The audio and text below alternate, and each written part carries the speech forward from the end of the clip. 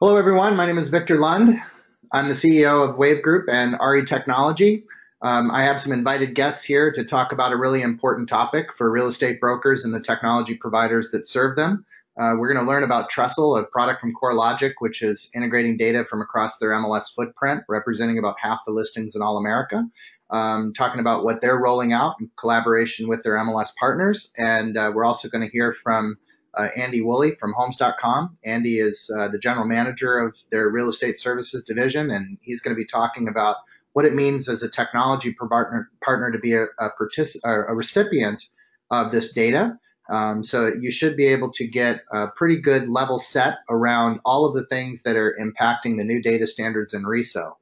As many of you know, the Real Estate Standard Organization is a nonprofit organization that has been working with technology providers and brokerages and MLSs for many years to develop standards that make acquiring MLS data and putting it into applications as easy as possible for practitioners and their technology providers. A lot of these products are going to market today. It represents a tremendous amount of change in our industry in terms of not only the data feeds that you get and how they're normalized and pulled together, but also the way that they're structured. It does require some adjustments on everybody's end. And with that, I just want to introduce our panelists. So the first panelist today is me. Again, as I mentioned, I'm involved in Wave Group. I'm also involved in RE Technology. It's a website that has a tremendous amount of technology information for agents and brokers. I participate in work groups around Project Upstream, the Broker Public Portal. Our firm works pretty closely hand in hand with the Real Estate Standards Organization. I'm excited to be here today and talk about this really important topic. Joining me today is Amy Gorse, and Amy is really the person who is instrumental in not only the strategy behind CoreLogic's go-to-market program for distribution of MLS data, but also she's works hand in hand with MLSs and technology partners to move them through this conversion from the old RETS standard to what we have today. So we're excited to have Amy here with us. She's going to be our first presenter, but before we get started, I want to introduce my other two panelists. I'm very excited to have Rosemary Scardina here with us. Rosemary is the CEO of, I guess I should look, but she runs the MLS in Louisiana in their largest city. I think you guys might be excited to know that she lives in New Orleans. This is a great time of year for New Orleans, but they have a tremendous MLS there. It's very active, lots of broker contributions, lots of connected technology providers. And she's going to share with us some of her best practices for managing the conversion, which is really, really key in allowing change to happen in real estate. Also with us is Andy Woolley. Andy is a true supporter of the Real Estate Standards Organization.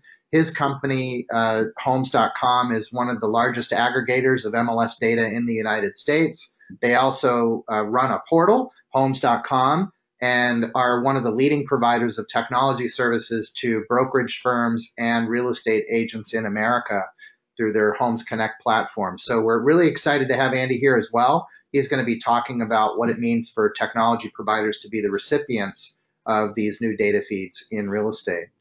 So with that, I'd like to just get started here with Amy Gorse. Before any of this change happens, it's incumbent upon the MLS technology providers to set up the new data set within their product, which is called Trestle. So Amy, welcome. Are you with us? I'm here. Thanks, Victor. Can you hear me okay? We sure can. So thanks for being here today. We'll just jump right in and let you introduce Trestle and what you guys are doing. Sure. Thanks for the opportunity, and thanks everyone for joining us today. Maybe just a brief history about Trestle before I kind of launch into what it looks like today and what it will begin to look like over the summer as we onboard more and more MLSs. Trestle started as really a way to help our MLS customers become compliant with an NAR mandate that they deliver RESO compliant data. So that was accomplished in 2016 by just taking all of our customers' data and converting it to the RESO standards. What we found along the way, and some of what I'll share with you, and I know Andy will during his presentation too, is that there's still a bit of a gap between the RESO compliant data and the RETS feeds. So it's something we kind of want to help everyone be aware of, and we've certainly incorporated that as part of our transition plan. But today we're delivering RESO compliant data feeds. We've certified over 120 markets, all on Platinum Data Dictionary, so that you can come and get a Platinum Data Dictionary RETS feed or a Gold Certified Web API feed. So for those of you maybe not familiar with RESO, what that means is with the Platinum Data Dictionary has everything to do with the number of fields you receive. So Platinum's kind of the highest level. It means if the MLS has a field that maps to a RESO field, they've mapped it. And the Gold Certified Web API has more to do with performance. So the data is exactly the same in both. That's a question I get asked a lot.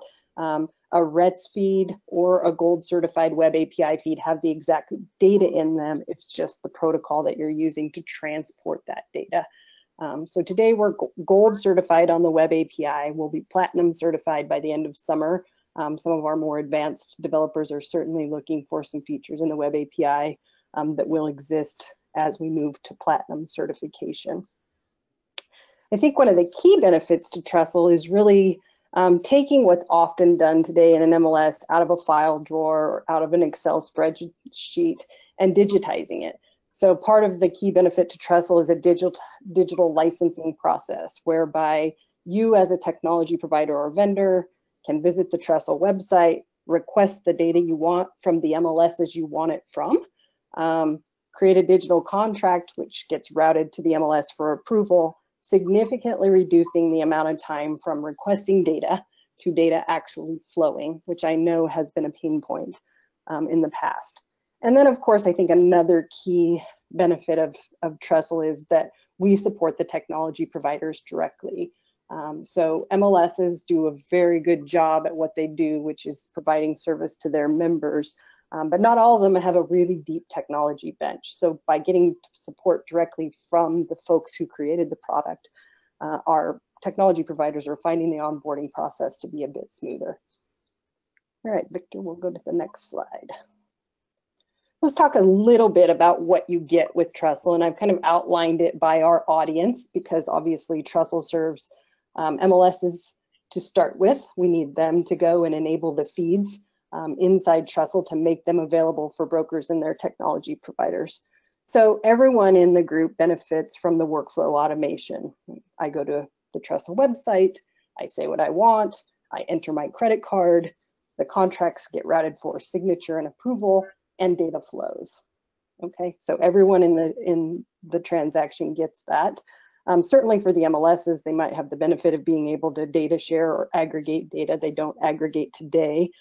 For brokers and technology providers, we also have the additional benefit of unified feeds across multiple markets. So if I'm a broker or a technology provider that serves 10, 12, or like Andy, 650 or so markets, the idea that I'm going to be able to come and get all those feeds rolled into one feed with RESO compliant fields is certainly something that creates some efficiencies, and I'm looking forward to Andy sharing some of those with you later on in the presentation. CoreLogic, because we're a data company, also offers content beyond MLS data. So specifically, we have tax data available via a Realist API and AVM data. Certainly in today's market where brokers want to compete on their websites with other portals and services that are out there, the value of having data beyond MLS listing content is becoming more and more popular. Okay, Victor, we'll move to the next slide. So quickly, how Trestle works. Very, very simple process. Brokers or their technology providers register at trestle.corelogic.com. Digitally sign the MLS license agreement and fee schedule for the MLS you want to participate in. You can certainly select multiple MLSs to participate in. We also have sample data for 2 markets, Smart MLS in Connecticut and Austin in Texas. So for technology providers even just wanting to try it out, that's a good way for them to come and register for data. without it dinging your credit card right away. And so we encourage everybody to do that as well. Once they've signed the agreement, the connections are requested by the MLS. You select the feed type that you want. Today, the feed types that are generally supported are IDX Plus in markets where there's not mandatory non-disclosure of sales price. So an IDX Plus feed would include sales, sold listings, or broker back office feed. And in some markets, MLSs provide like a statistics feed, but those are kind of the core feeds that are available.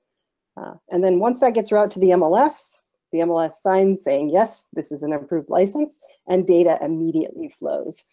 So what we're seeing is, turnaround time of 1 day or less, as opposed to kind of the weeks that sometimes occur with the older processes. All right, Victor, next slide. This is our market coverage. I think Victor mentioned we certify RESO compliance for over 120 MLSs. I think it's one thing worth noting, if you visit the Trestle website today, you may not see that many feeds available. We have a few of our customers that are in implementation right now. We have a few more that have taken the approach of, hey, I need to understand what the demand is. I'd like them to contact me first. So certainly happy to provide any of our technology providers with guidance if they don't see the market they want inside Trestle. But we have certified for over 120 markets in the US. And moving to Canada in 2018 also. So just a quick summary here. The goal of Trestle is to help brokers and technology providers build very robust applications that include not just MLS listing content, but very rich content beyond MLS listings, such as AVMs and public records, potentially flood and hazard data. CoreLogic's a data company, so we'll continue to enhance our application with additional data sets that enrich the applications you're providing. Today, if you go to Trestle, you'll be able to connect to MLS data. If you're interested in additional data, you can make a contact there and someone can reach out to you for the provisioning process there. That's my quick summary of Trestle. You guys have been working on that for a couple of years, and it's not easy business pulling all of that data together. And I think one of the unique things that I always take away from what you've done of Trestle is that you've united all of that data into a single data feed. So if a technology provider is spanning multiple markets, they can get one access point for all of the data that's in Trestle as long as they're licensed to do that. And the other thing that I'm really impressed by there, Amy, is the ability for brokerage companies for probably the first time. I mean, outside of companies like Redfin and Movoto, we rarely see people go parcel centric with their data layer. So that if you look at homes.com, you can see any property in America, whether it's active in the MLS or not. And I think this is going to be a really exciting new era for real estate brokerages as they step forward and begin to provide some more parcel centric data. And that's all being enabled by that. So thank you very much. Good job. Thank you. So, I mean, while they've been hustling to get Trestle together and have done such an outstanding job, corresponding to that is the partnerships that they have with their MLS. And we're delighted to have Rosemary Scardina here. She's responsible for making sure that as they convert to Trestle, that nobody's left behind. And that means to communicate both to the brokerages and the technology partners that serve them, that are connected to the MLS data today, about how to make this transition without, I think you say disrupting anything, but I'll just say breaking anything. But in any case, welcome, Rosemary. I'm glad to have you with us. Well, thank you for having me. I appreciate being invited, and I'm excited to share with the brokers and TPs exactly why Gulf South is so excited about working with CoreLogic and Trestle. Right now, we do, as Amy did refer to, we do everything manually. It's paper. It goes from the agent broker to the vendor to us, and then it takes a few minutes. It gets through. It goes through to our vendor who initiates the RETS feed, and then it goes to accounting. All those people that touch it is just one time more than needs to be to get a feed out there. Now, our feed time is 12 hours or less. However, there's too many people touching our feed. So what we've done in preparation of working with Trestle, we now have updated our licensing agreements, to better reflect what's today's use cases. And then we're also updating a pricing plan that ensures that everybody is getting a fair share of whatever they're asking for. The one part of Trestle that really works for us is the communication and marketing for us, the brokers, and the technology providers. Trestle is there with us, walking hand to hand, helping us get the information out to all of our technology partners. When we're ready to roll out, which will be hopefully in a couple of months, we are going to be sending out a notice. The notice will give them ample time to sign up. Also, we'll be sending it out to the brokers. We're giving them our timelines and the support both from ourselves and Trestle. That information and that communication is what's vital, because our MLS doesn't work the same as any other MLS. And we know that with the Gulf South Real Estate Information Network, we wanted to offer every type of feed that was available. I initially went into this with Amy and I said, I was one of those gung-ho people, it's all or nothing, but I've learned that everybody has to come in their own time. And so having all these feeds available gives the brokers and the technology providers their opportunity to move at their pace. And then the brokers will also need to know when our hard cutover is and artificial. We don't have an artificial. We're going to give people plenty of time. We're going to give the technology people plenty of time. But all of this could not be done without the help of Trestle, honestly. Next. Let's see here. There we go. When I was talking about working at their own speed, every broker works with different technology providers, and those technology providers have their own feeds, what they're comfortable with. Some are still working with RETS feeds and are planning to adopt the RESO standards, and they can join in, as Amy says, at lane 1. So they're in the first lane. Now, if they move into a passing lane, which is lane 2, they're compliant in RESO in their RETS feeds. And so those are ready to get the RESO data standards in the preferred RETS delivery. But then we also have many of our brokers who are very forward-thinking and technology providers who have gone into the fast lane. And so we're also able to provide these feeds, as you see on the screen, at their speed. Now, from the person who comes on just with the RETS feed, when they're ready, they can move into the second lane. And then when they're ready, they can move into the third. And so we will not give anybody an either or, this is it. We want to make sure that everybody is getting the information they need at their speed, and also taking the time off of us and expediting even faster how our brokers are getting their feeds up and running. Next. Okay, so as I said earlier, when our recipients are going to go to Trestle, they're going to be given the electronic agreement. Everything is going to be electronic for us. No more touching 5, 6, 7 hands before it goes into play. Right now, as I said, now this says 24. Our response time is less than 12, hopefully no more than 24. But I see this as being 12 to 24 hours once the agreement has been approved. That delay will no longer be in place because we now will have the agreement for the technology providers already accepted, the agreement that's already there accepted from the brokers. Everything that's needed will be in the system in Trestle. Trestle will monitor it. All it does is come to us to approve it, and it's gone. It's up and running. So for us, it's the speed, the ease of use, the fact that we're giving brokers what they need and what they want as quickly as possible. And for me, that's actually taking a lot of the staff time out of it so that I can focus them on other resources. I don't know if I have another slide, do I? And I don't. Rosemary, thank you very much. I think that the leadership of Gulf South and the way that they are accommodating a smooth transition for all technology partners and brokerages is to be commended.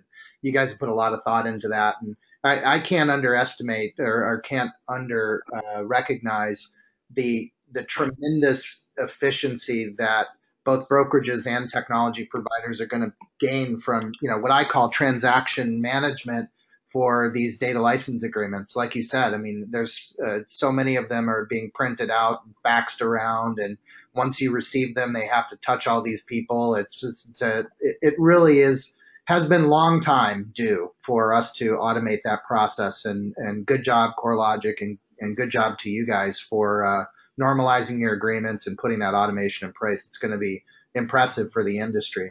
I do want to remind people that after all of our presentations today, we're going to be answering questions. So if you do have a question, just go to the GoToWebinar control panel, open the questions dialog box, and just toss in your question. We'll have the appropriate person answer.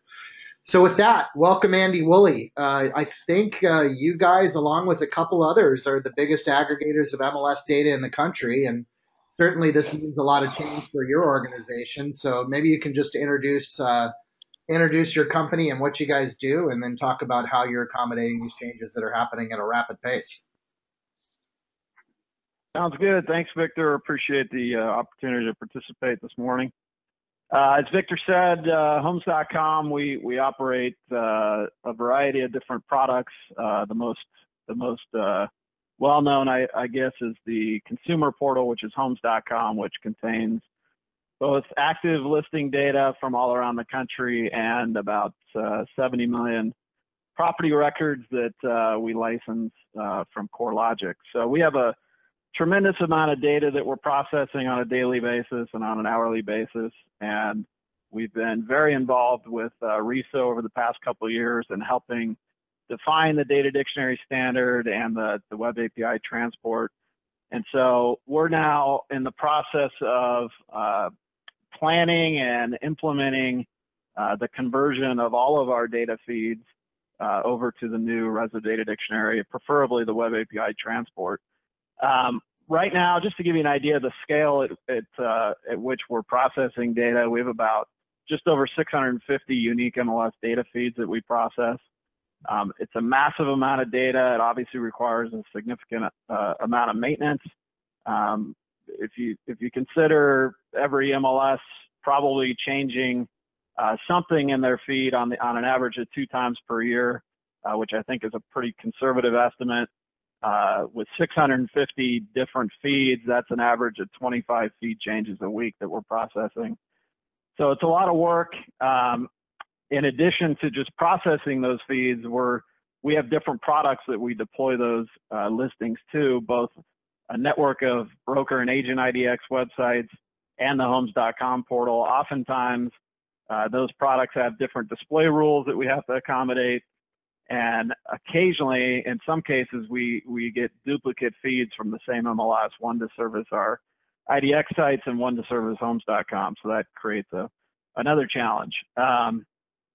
Right now, we have just over 3 million listings being processed through those MLS feeds. About 85% are updated at least hourly.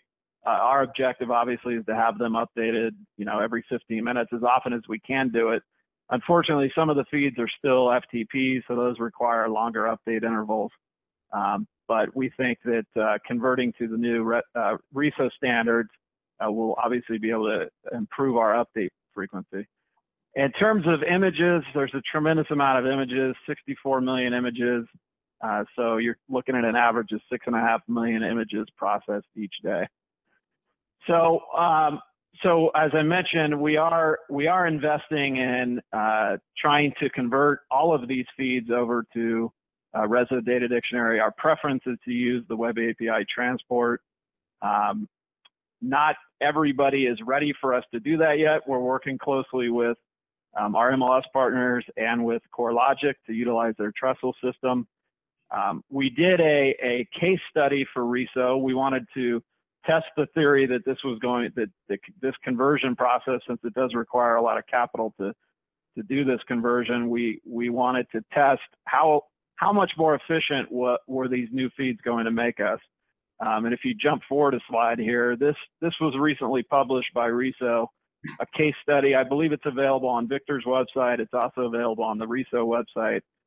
But we tested the process of converting 6 of our current MLS feeds from 3 different MLS vendors over to the new RESO Data Dictionary. Some of them were 1.5 platinum certified, a couple of them were 1.6, and there was a variety of Web API versions at the gold, bronze, and core levels.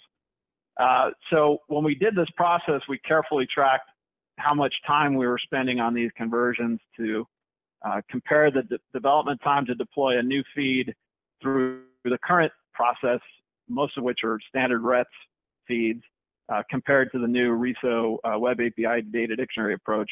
The first feed that we converted over took 228 hours, mostly because we were building the framework since it was the first one we'd ever done.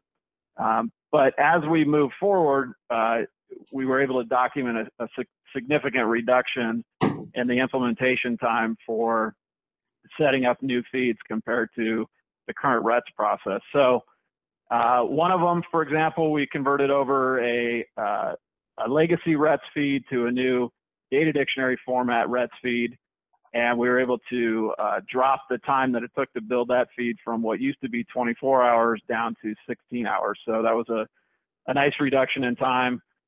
When we converted a RESO Data Dictionary Web API feed over, that further reduced that time down to just 2 hours.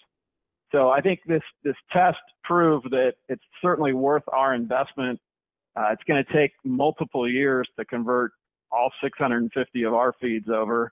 It's encouraging to hear somebody like Rosemary talk about continuing to provide both RETS Data Dictionary and Web API Data Dictionary feeds going forward, because there's a lot of vendors out there that need to undergo these conversions.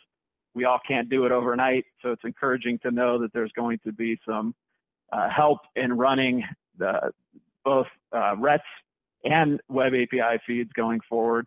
But I think what we proved here with this case study is that as we convert these feeds over, it's certainly going to make the establishing new feeds more efficient, but it's also going to relieve a tremendous amount of maintenance work that we have to do right now. And we're very excited to work with CoreLogic. We've already started using one of their Trestle feeds. It's a RETS Data Dictionary Trestle feed, and we're already seeing that we're going to be able to gain a tremendous amount of efficiency by connecting to Trestle and any other RESO Web API feed that's out there. So we're excited about the effort. It's going to be a long process, but we're invested in it. We know it's going to make us more efficient going forward. Excellent, Andy. I don't think there could be a better person to talk about what the implications are for this industry from the technology vendor side. You guys are certainly vested, and obviously, whenever you change what you're doing now, you have to have a good reason to change it. And I think if I remember correctly from the case study, the forecast is that you guys will be saving over $1 million a year, and the industry will save $1 billion. So that was a pretty impressive thing to observe. Be sure to read that case study. Again, it's on reso.org. You can take a look at it. So thank you all for providing that overview. We have some questions that have come in. I'll remind all of the attendees that you can put your questions in the questions dialog box, and we'll sit here and work through them. So I'm just going to kind of do my best to direct the questions at the appropriate person as they have come in. This first question is going to be for Amy. So Amy, this is from a broker apparently. My vendor's telling me that that some data is missing from the Web API, therefore they don't want to move. Is that true? Sure. So today what Trestle serves up in the Web API is only RESO compliant feeds. And despite, our best efforts to work with our MLSs to map every field, the reality is there's a lot of custom fields that are very unique to a local market that have to be provided. We've come to the conclusion that we don't see a way around supporting custom fields. So we've started an initiative this spring that will be deliverable this summer to support those custom fields, likely as an additional payload. I think we're still trying to work with a few of our technology providers to figure out the best way to keep the efficiency of the consolidated roll-up feed while meeting the needs of our brokers, MLSs, and technology providers of fields that just aren't in the RESO Data Dictionary yet. Andy, and well, this is, I guess, could be for either Andy or Amy. Is there a work group at RESO that's looking at that custom data field payload and trying to sort that out? There is. The RESO Data Dictionary work group is probably one of the hardest working groups there at RESO, and part of how CoreLogic participates and will continue to participate is look at these custom fields across all of our implementations and provide the feedback to RESO. So when we see the same field that's not part of the data dictionary across 10, 20, 40 markets, feed that information up. But 1.6, the data dictionary requirement for August certification is 1.6. We've already mapped our Trestle customers to 1.6 in preparation for that, and we'll be certifying them over the summer, which provides additional fields yet. So every iteration of it gets, you get an improvement in the number of fields you get. Awesome. And I would just contribute that there's also a wiki for things that are not considered in the data dictionary. It's sort of a reference of what people are thinking about a field that might be non-standard today and how it might evolve in the future. So go to that wiki and look at what people are saying and contribute your ideas. And by all means, as a broker, try to get your technology vendor involved in RESO or join yourself, because this is something that we're shaping and framing as an industry. It's not being done alone. Rosemary, I'm a broker. Does this mean that I need to re-sign all of my agreements for all of my agents? There's 1,200 of them, and I have 12 technology providers. That's a big number. What do I do? Well, as I said earlier, that's the point of working with Trestle, to give notification and notice out. We are already planning on how far out we're going to work this. It's not going to be, here's a notice, you need to do this by a week from Thursday. We have a plan. The answer to the question is yes, you will, but the ease of use of doing it is just by going into Trestle, registering in Trestle, and then accepting the agreement. We're not going to be making any additional charges to any fees. It's actually going to be very easy. We're going to give everyone an opportunity, and I think that when they see how easy it will be, we'll be getting as many as we have now, and I'm very encouraged that I think we'll be increasing the number of feeds we have due to the ease of use. Awesome. Andy, how does Homes.com explain to the broker customer the cost of conversion and the challenges to running systems in parallel? I'm guessing this comes from a technology company. Well, there's a number of challenges when you're converting. I mean, just to tail on what Rosemary just said. So let's say you have 100 brokers in a market and 50 of them sign the new agreement and the other 50 haven't yet. So during that time when the other 50 haven't, you're having to, a vendor like us is having to run parallel feeds, right? The old feed and the new feed until you get 100% participation from the brokerages and signing the new paperwork. So, I think every vendor has to just consider their strategy and approach to this. At the end of the conversion, there's certainly going to be efficiencies gained, but the conversion process is going to be a challenge, right? And there's a number of factors that go into deciding how to convert and when to convert. In our case, we're putting all the MLSs that can provide a web API data dictionary. We're putting those at the front of the list because we know we get greater efficiency in converting over to that compared to converting over to a RETS data dictionary feed. There's also the concern over parity, right? And making sure that all the fields that are provided in the current feed are provided in the new feed. And it's, Amy mentioned this earlier, I mean, there's custom fields that are not part of the data dictionary standard. And so every MLS that we're evaluating, the ones that can provide a web API data dictionary that has parity and the same amount of fields that are in their current feed, those go to the top of the list for us. So there's a lot of factors to consider. It's really up to each individual vendor how they vet and prioritize the ones that they're going to convert. Awesome. Rosemary, once an MLS approves the data feed, how will compliance be handled? Most MLSs require a review of the product prior to approval.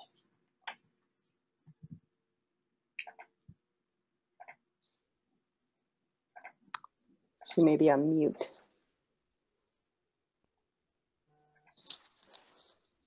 you want to go ahead and take that, Amy?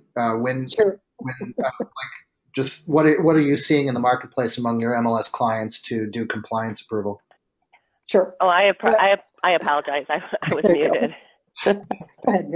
You're here now. Welcome back. Okay, well, then I'll take it. Actually, we've worked very hard with CoreLogic, and we have our policies built into our agreement. So when the policies are submitted, they're already a part of the agreement. The compliance is there. Trestle has, and I know that Amy can speak to this as well, they have an exceptionally well-tuned security that follows these feeds for compliance outside of our basic agreements. So what's assisting us is we have compliance here with what our rules and our policies are, but to take it to the next level, once it goes out and the feed is provided, Trestle has the ability to track that feed for us and to allow us the opportunity to know where it's going, how often it's pulling, how much it's pulling. And I think in that respect, it's actually going to give us twice the compliance that we have had in the past. Is that safe to say, Amy? Yes, correct. So we've taken a specific focus on concerns our customers have expressed that they need to reduce the cost of compliance while still being able to keep track and monitor that there's no violations of the terms of use. And so some of the specific magic, I won't go into a lot of details, but some of the specific magic of Trestle is the back-end security and reporting and alerting to customers that ensures that that the data license matches up with the data being consumed and where it's being displayed.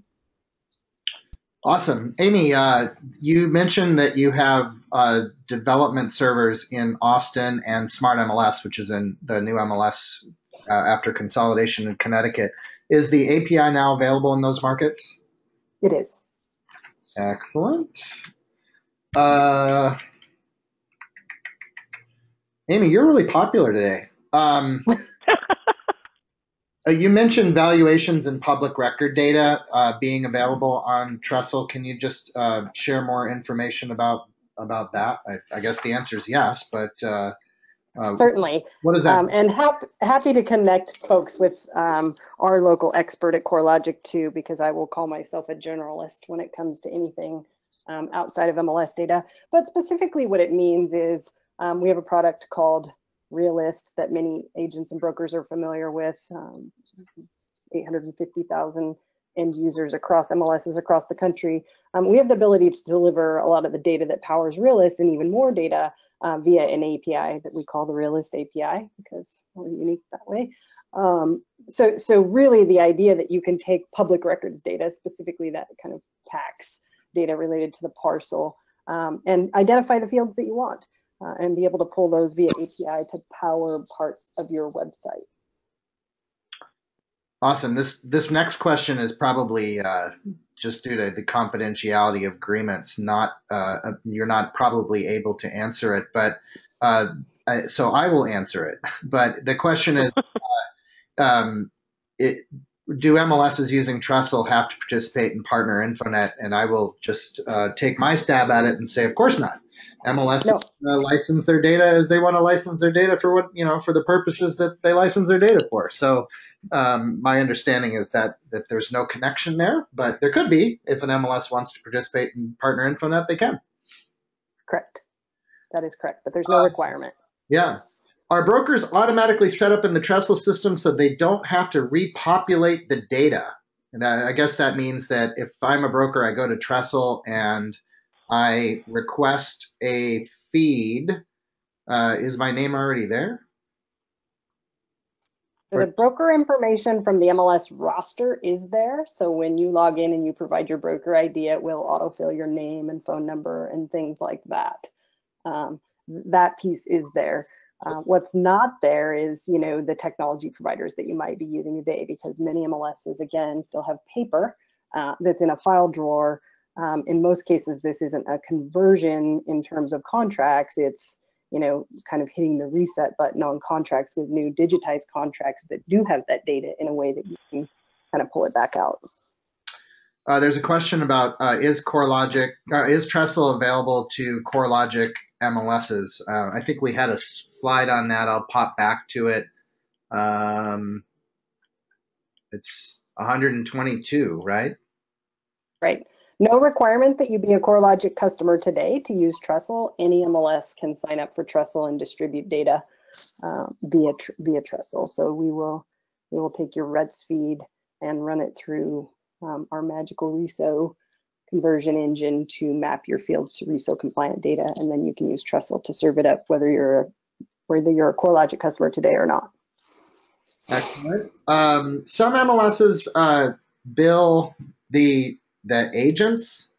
Does Trestle support that? I think I asked the question right. We're currently agent-centric in our billing for data. Trestle appears to be vendor-centric. How can we address that? So Trestle supports you billing really anyone you want to from an MLS perspective. So if the MLS collects some sort of data license fee for agents or brokers, the pricing plan can accommodate that. It can also accommodate, pricing via technology providers. Cool. Is this only IDX data or VOW data? Go ahead, Amy.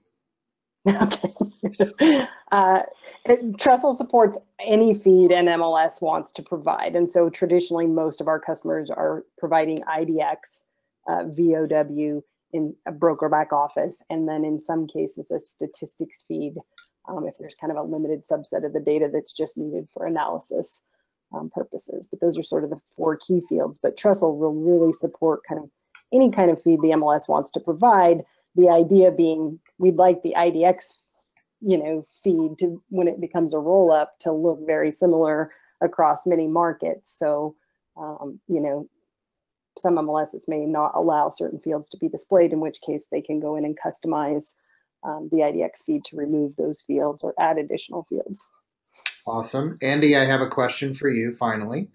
Are the APIs just for replicating databases, or are they limited to individual queries? We're using replication. Okay. So if I understand it correctly, the answer is both. Yeah, I think originally the thought was that Web API would be for real-time access and not replication. Mm-hmm. But I think that was abandoned and replication is now allowed.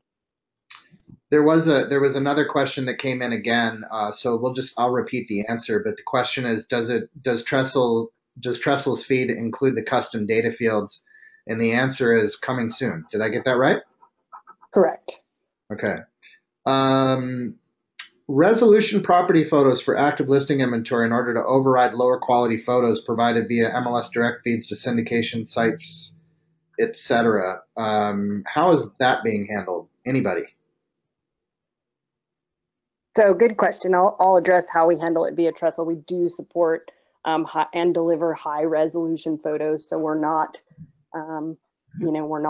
it's something that's enabled at the MLS level, but we're not limiting in terms of the resolution photos that are coming out of the Trestle feed. Awesome. Amy, you say that you have 122 MLSs on Trestle. How many are Web API enabled? I'd have to look at that count. I want to say somewhere around 50 have the Web API feed enabled, but again, all of them on Trestle are certified for the Web API. The approach with some MLSs has been to want to generate the demand by having a technology provider or broker contact them directly and request the API, as opposed to just kind of opening it up on Trestle beforehand. So I would say if you're going to look at Trestle and you're not seeing the feed you want, contact your local MLS. There's a good chance they just haven't enabled the feed yet. So I'll just repeat that. If you're in a market and you want the Web API, contact your MLS and tell them to turn it on. And when they do that, Amy, what's the period of time between when the MLS authorizes you and it becomes activated? Is it same day or weeks or months or what is it?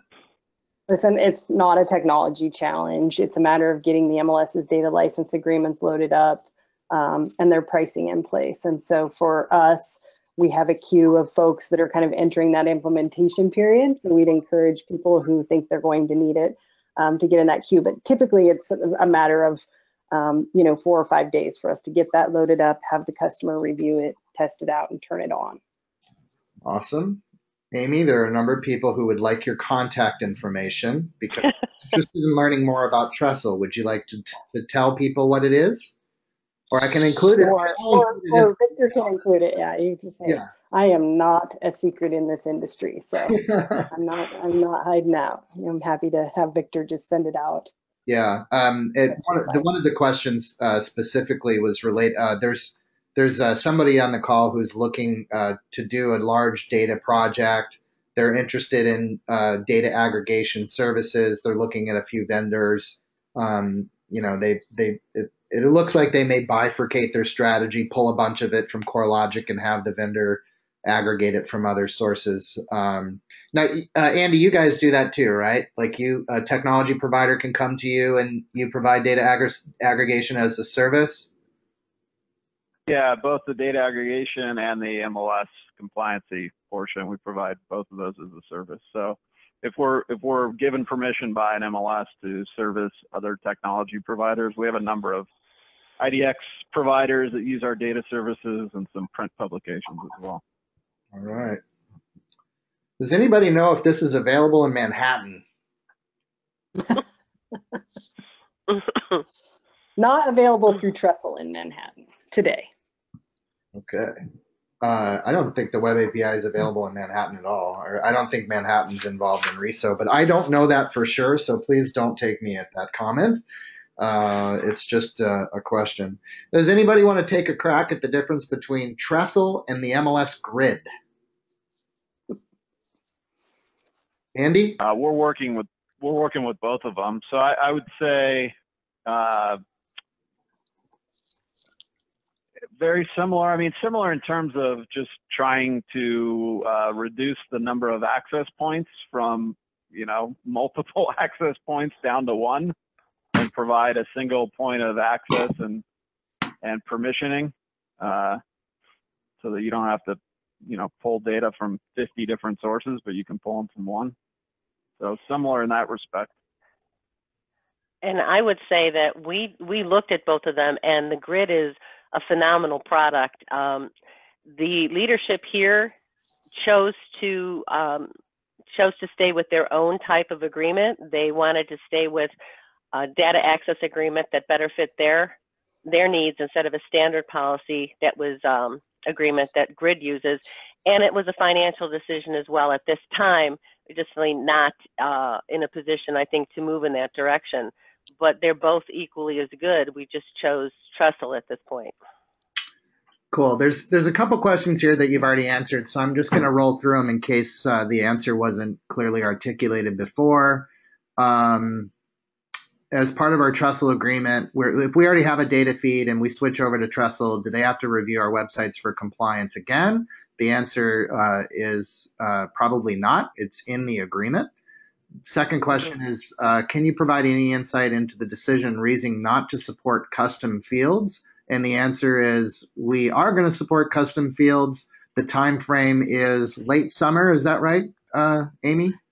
Really midsummer. We're starting now, and so we'll start with our customers that have been prioritized for that. So you'll see it in some markets, as early as probably June, and then rolling through all of our customers over the summer, because each of those has to be mapped into our RESO compliant system.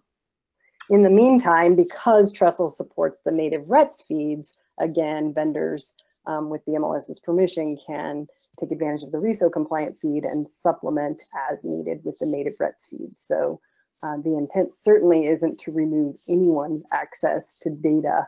I think it's just this sort of parallel period that Andy was talking about, where we make sure we create parity between these, IDX feeds that have been around for 15 or 20 years and are very mature. So. Awesome. Andy, there's a couple people that want your contact information related to your data aggregation services. I presume I can share that? Absolutely. Awesome. And Amy, there's quite a few questions related to, like, which ones have Web API enabled, which MLSs are you currently working with, and those types of things. Is that published on the website, or do they need to get the list from you? And I'm sure it's changing every day. It is changing every day. I'm happy to take those questions individually. It's not published on our Trestle website today until you go and sign up, and then you can see which connections are available. All right. There's a question about how many MLS Grid MLSs are also part of Trestle. I think that number is about half. With that, we have exhausted all of our questions. I want to thank all of the attendees and my panelists, especially. You guys are all experts. I think we were able to get some really direct answers to some profound questions here that the industry is asking. You know, brokers and technology providers are both kind of looking at this transition, and they're, you know, it's hard to get all the answers from every place. So I think, you know, thank you guys very much for sharing your expertise and your experience with this.